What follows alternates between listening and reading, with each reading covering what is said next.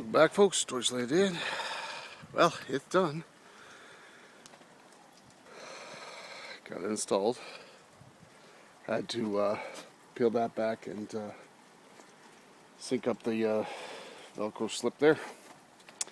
And yeah, see inside here. There we go. So it's nice and level.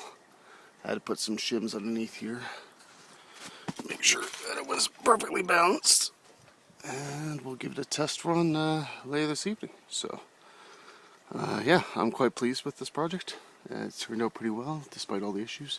Even got this little thing to hang stuff off. I can put my phone in there, my Swiss Army knife, whatever, pocket stuff I guess. I had to take my jacket off because it was getting a little too warm.